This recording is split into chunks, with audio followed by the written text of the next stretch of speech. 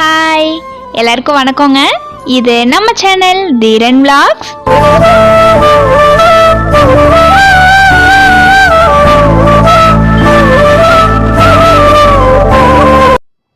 இன்றைக்கி நம்ம வீடியோவில் கம்மஞ்சோறு எப்படி குக்கரில் கிளறது, அதே மாதிரியே ரோட்டு கடையில் கம்மங்கூழ் குடிக்கிறோம்ல, அது எப்படி செஞ்சு குடிக்கிறதுன்னு பார்க்கலாம்.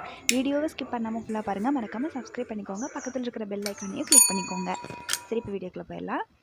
1 டம்ளர் அளவுக்கு கம்பு குரணை, காட்டு கம்பு குரணைன்னு சொல்லி பேக்கெட்டில் கிடைக்கும் கடையில் எல்லாமே. அது வந்து 1 டம்ளர் எடுத்துக்கலாம். 1 டம்ளர் குரணைக்கு 3 டம்ளர் அளவுக்கு தண்ணி ஊற்றிக்கலாம். இப்போ குக்கர் மூடி போட்டு அதுக்குள்ளே கேஸ்கட் போட்டிருக்காமான்னு பார்த்துட்டு, அதுக்கப்புறமா விசில் வெயிட் போட்டு அடுப்பில் வச்சிட வேண்டியது தான். ஒரு 4 விசில் வர அளவுக்கு வெயிட் பண்ணலாம். 4 விசில் வந்ததுக்கப்புறமா இறக்கிடலாம்.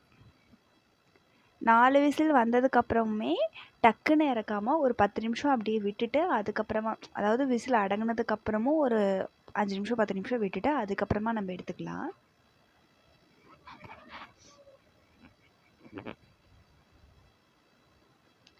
இப்போ 4 விசில் விட்டு நம்ம எடுத்தாச்சு.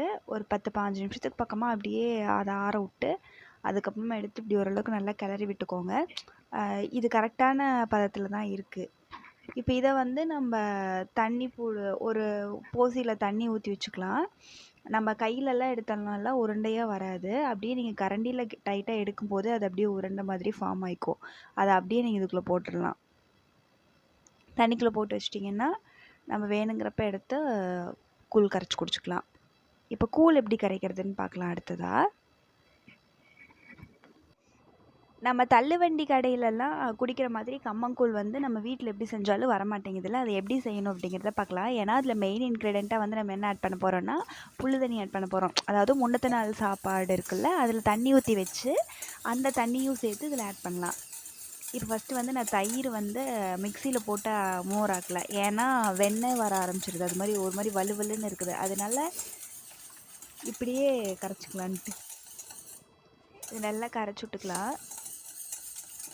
இது பீட்டரில் கலக்கிறதுனால கொஞ்சம் ஈஸியாக சீக்கிரம் அந்த தயிர் தெரியாத அளவுக்கு வந்துடுது. ஸ்பூனில் கலந்தாலும் வந்துடும், கையிலேயே கரைச்சி விட்றலாம்.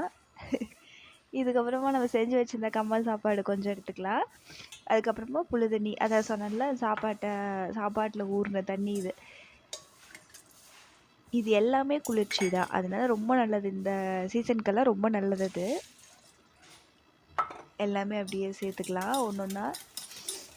அதுக்கப்புறமா நான் பெரிய வெங்காயம் வந்து குட்டி குட்டியாக கட் பண்ணி வச்சுருக்கேன். சின்ன வெங்காயம் தான் கட் பண்ணி போட்டால் டேஸ்ட்டாக இருக்கும்.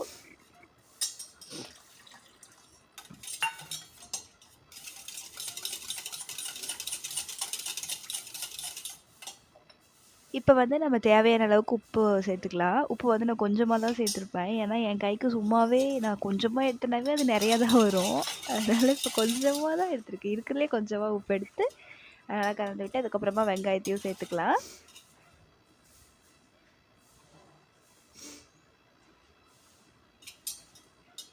அவ்வளோதான்.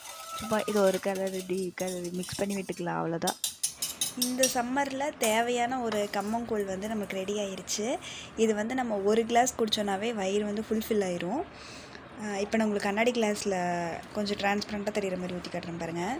அந்த கம்பு கூட நல்லா அப்படியே லைட்டாக வாய்க்கு கடிப்படும் போதும் டேஸ்ட்டாக இருக்கும். வீட்டில் ட்ரை பண்ணி பாருங்கள். வீடியோ ஃபுல்லாக பார்த்ததுக்கு தேங்க்ஸுங்க. டாட்டா. என்ஜாய் அன்புடன் தீரன் விலாக்ஸ்.